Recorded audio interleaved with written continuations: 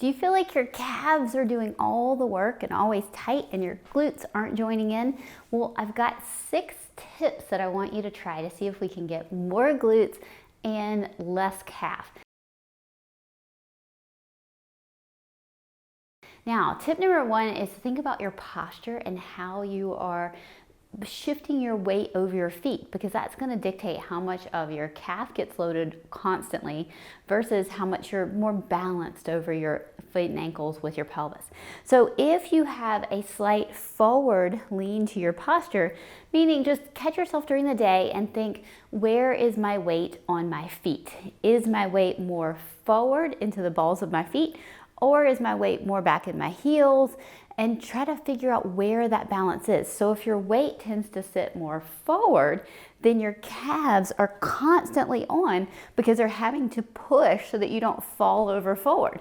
Because if your hips are shifted forward on your ankles, then your calves are always having to work during the day.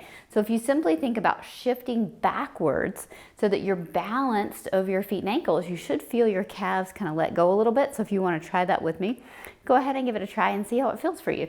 So as you shift forward, do you feel your calves kind of light up a little bit and work? And as you shift back, do you feel how your calves take a break and your weight is more balanced? So you're just more balanced over your feet and ankles.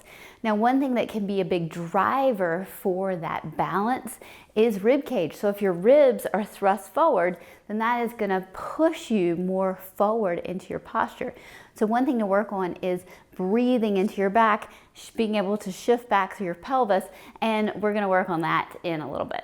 The next thing I want you to try is to find a hill that you can walk up, and I want you to think about your glutes pushing you up the hill instead of your calves. Now we're going to go through a couple tips to help with this, but one thing you can simply do is bring intention to that as you go to push up that big hill, or maybe you're even doing some more incline hiking and you feel like you're just stepping up boulders even. I want you to think about pushing from your glute to step up versus pushing from your calf, because where you send that intention helps with where the work is done. Now your next tip is a warm up for the next time you go out for a walk or you go hiking. So one great thing you can do for a warm up is to place your heel on a wall, and you can think about pressing up through your glute. And if you want, you can even dorsiflex your ankle a little bit, bringing your toes off the wall to make sure you're not contacting, because when those toes are in the wall, you can really get a good calf push off, which has its place.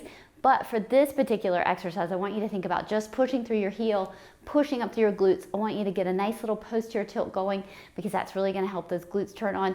And then you can reach up with that opposite arm, driving from that knee that's driving up, and you can think about breathing. So big inhale into your back, big exhale, getting out all that air, thinking about driving up with those glutes. So this is a great warm-up exercise for you to do before you go out for your walk, your run, or your hike.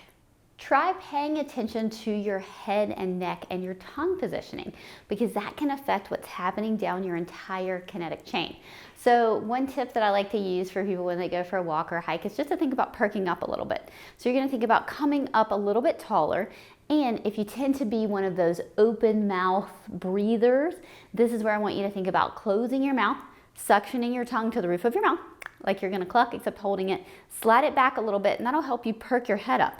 And what that will do when you change that tongue positioning is, if you tend to sit forward, open mouth, and relaxed jaw, forward head posture, that tends to make your hips sink forward, gives you a little bit more kyphosis. You've got more curves going on. Bottom can tuck under to follow. So if you think about perking up your head, that will automatically help you shift back without having to do a lot of excessive posture things to hold stiffness and think about moving around. Okay, so think about perking up that head a little bit, maybe adjusting that tongue positioning, try nose breathing, and see if that doesn't change where you are feeling the work. Now, when I up the ante and I'm doing a little bit more cardio than, say, I could nose breathe in and out, I'll try to inhale through my nose, exhale through my mouth. And that still really helps me keep that kind of perked up posture, helps replenish that nitric oxide from oxygen coming in through your nose, and it can help. Now, when the cardio gets too high, obviously you might have to switch into mouth breathing, but we can all keep working on our cardio and what zone we're staying in, and promote that nasal breathing, especially when we're doing things like just going for a walk. Okay, so I have a fun exercise that I want you to try the next time you have a set of stairs, and I want you to try to walk up the stairs on your heels. So your toes are obviously down on the ground, but you're not pushing off your toes to walk up the stairs. So your heel is contacting the stair and you're pushing up through your glute to walk up the stairs. So give this exercise a try because it's really easy to do, and most of us have access to some stairs at some point during our day. And so give it a try, see if you can push up through your glutes and instead of coming up on your toes to walk up the stairs. And then this can be a little glute exercise that you add in during your day. Now, remember how we talked about that weight shift over our feet? We talked about that forward body positioning, and some of that can relate back to back tightness. So if you have excessive back tightness, that shoves you forward. That shoves your rib cage forward, it pushes your hips forward. And so one thing that we can do to help make the glutes more available for showing up is we can work on loosening that back tightness. So if you want to try to give me a PRI full squat, this is one of my favorite exercises for helping that forward shifted pelvis and helping to loosen up those paraspinals and really promote that back breathing. You're going to want to relax into this posture balanced over your feet and your ankles. And I want you to think about inhaling into your back. Arms are relaxed. They're simply just holding you there. And you can really use this exercise to help loosen up your back, and it helps you shift your hips back. So sometimes I'll have somebody do this exercise and then they'll immediately get up and they'll be like, whoa, I feel like I can stand better without having to do extra effort, right? And that's the goal. The goal with any exercise is to help you be able to make these changes to feel better and to move better without having to hold robotic stiffness or push yourself trying to hold particular postures. You want to get there naturally so that you're not fighting your body, you're working with it. So try all of those tips and see if they help you recruit your glutes more than your calves the next time you go for a walk or run or hike.